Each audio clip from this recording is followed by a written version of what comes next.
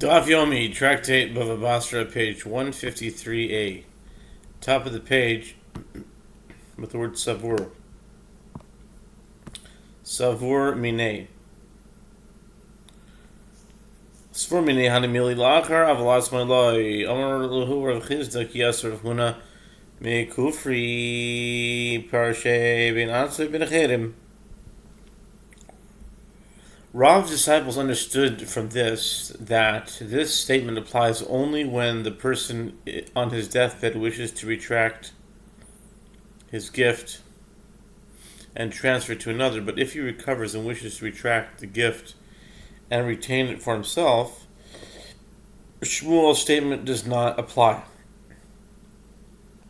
Rav Chizda said to them, when Rav Huna came from Kufri, he explained that Shmuel's statement applies both to retaining the property for himself and to transferring to others.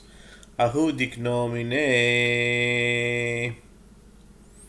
Asa the coming of Rav Huna. Omar mayavi lach telo iknis kide maknu inchi. The Gemara relates, there was a certain person on his deathbed who wrote a deed of transfer, granting his property to another, and it was acquired from him by means of an act of acquisition. He subsequently recovered and wanted to retract the gift and came before Rav Huna.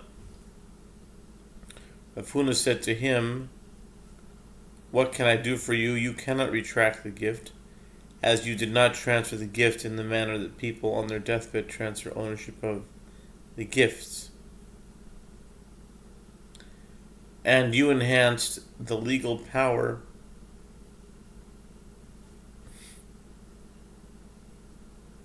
of the recipient by performing an act of acquisition. Hahi matanta dehavi kasuv bam b'chaim u'b'maves."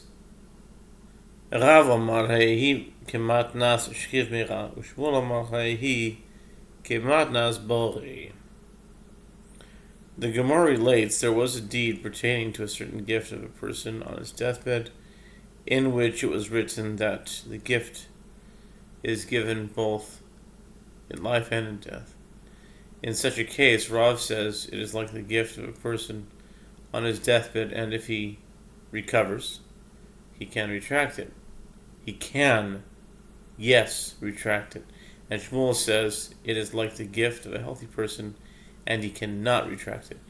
Rav amar harehi kematnas shchiv meira v'dichtiv ba b'mavet achar v'yisa kamalei v'hai ketiktiv b'chaim s'bim ba'al malachai.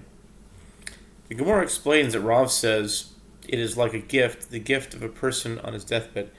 This can be inferred from the fact that it is written in the deed that the gift is given in death. This means that the giver is saying to him that the gift should take effect after his death. And that which is written in the deed, that the gift is given in life, is merely an auspicious omen expressing hope that the giver will live. Ushmuel Omar harehi kematnas bori mi dichtiv ba b'chaim mechaim ka'omar v'hai dichtav u'b'maves keman da'omar me'atav yadoilam amri nardoi hilchasa kivasi darav. And Shmuel said it is like the gift of a healthy person. This can be inferred from the fact that it is written in the deed that the gift is given in life. This means that the giver is saying that the gift takes effect during his life, immediately. And that which he wrote, that the gift is given in death, is like what it says, from now and forevermore. Meaning that the gift is not retractable. The sages of Nardai say the halacha is in accordance with the opinion of Rav.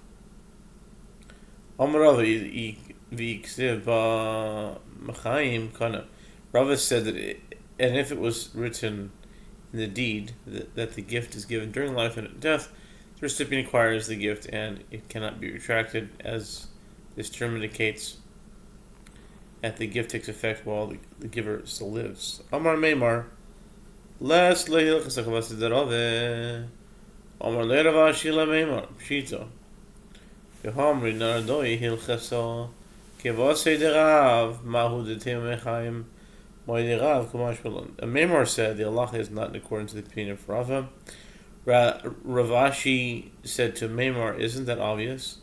As the sages of Narda say, that the halacha is in accordance with the opinion of Rav. Meimar replied, lest you say that with regard to the term during life, Rav concedes that the giver intends for the gift to take effect immediately. Meimar teaches us that since the giver also mentioned death, he intended the gift as the gift of a person on his deathbed, and he can retract it. Who also the comment of Nachman Radah Chadash the comment of Yomi Bava L'shum Tamio Omar Hacha Asra de Shmuel Hechinavid Kavasi Dehav. The Gemara relates there was a certain person who wrote in the deed that the gift is given in life and in death. When he recovered, he wanted to retract the gift. He came before Rav Nachman in Narda. Rav Nachman sent to him to appear before Yirmiyah bar Abba in Shum Tamya.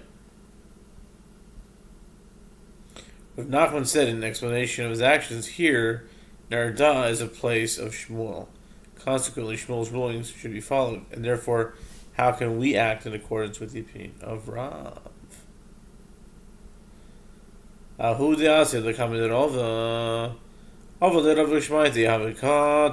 Gemara relates, there was a certain woman who wrote in the deed that the gift is given during life and in death. She came before Rava. Rava acted with regard to her case in accordance with his halakhic ruling, and he ruled that she cannot retract the gift. She did not accept the ruling, and she constantly troubled him, saying that he had not judged her case properly. Okay.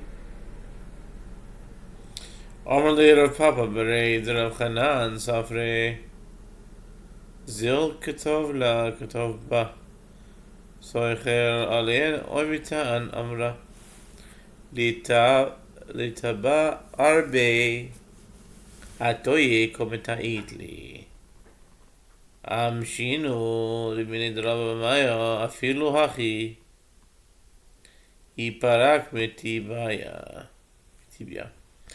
Rava said to Rav Papa, his scribe, son of Hanan,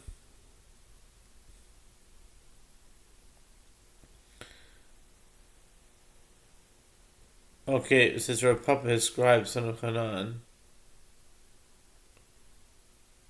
Rav Papa bar Hanan Safre, go, write for her, he said, son of Rav Hanan, no. Go write for her a ruling in her favor, and write in the ruling the phrase, he may hire replacements at their expense or deceive them to get them to return to work. There's a phrase from the Mishnah in Bava 75b that discusses the ruling in a case of one who hired laborers to perform a task that cannot be delayed, and they quit. Rava intended this phrase to indicate that the court that the ruling was merely a ruse to persuade the woman to leave. The woman understood the ruse. She said, may his ship sink. You are deceiving me. Rava had his clothes immersed in water so that the curse should be fulfilled in this alternative manner. But even so, he was not saved from the sinking of his ship. Wow. He had a ship?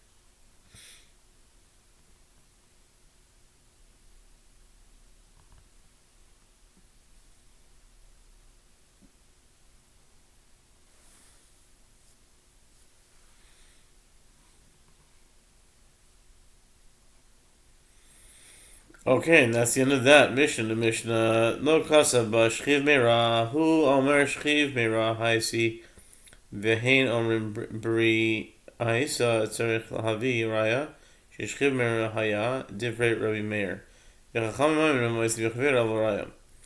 If the Mishnah says if one did not write in the deed that he was on his deathbed and then he recovered and wished to retract the gift, and he says, I was on my deathbed and since I recovered I can retract the gift, but the recipients say, you were healthy and the gift cannot be retracted, the giver must bring proof that he was on his deathbed in order to retract the gift. This is the statement of Rabbi Meir, and the rabbis say the burden of proof is upon the claimant, and since the property is in the possession of the giver, the recipients must bring proof that they have the right to receive it. Okay, that's the Gemara. The Mishnah. The Gemara starts saying by saying, "Ahu matanta dehavi kasaba ka tavi kasar urme darshel kasaba umigo mare iftar levit olame." There was a deed pertaining to a certain gift of a person on his deathbed, in which it was written that the gift was bestowed when the giver was sick and lying in his bed, but the continuation of the standard formula, and from his sickness he departed to his eternal home, was not written in it. The giver's heirs claim that although he was ill when he wrote the deed, he later recovered, and his gift is not valid. And that is the end of 153a, and now is the portion where we start the daily reading of Zohar, which is the new addition with this parshas Toldos. Toldot has to be, we're holding by Zohar Toldot, page 135b. Rabbi Isaac rose from his bed one night, 135b, to study the Torah. Rabbi Judah, who happened then to be in Caesarea, said to himself at the time, I will go and join Rabbi Isaac in the study of Torah. He accordingly set out along with his youthful son Hezekiah. As he was nearing Rabbi Isaac's threshold, and he overheard him expound the verse, and it came to pass after the death of Abraham that God blessed his son Isaac, and Isaac dwelt in Beer Lachai Roi. Oh, that was just recently. Genesis 24. Yeah, no, 25. Genesis 25:11. Just past that right now. Very interesting. The connection between the two parts of this phrase, he said,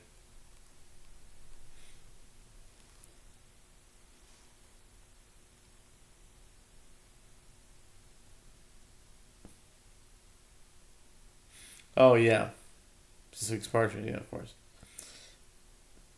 It was necessary that God should bless Isaac because Abraham had not blessed him, and the reason why Abraham had not blessed him was to prevent that blessing from being transmitted to Esau.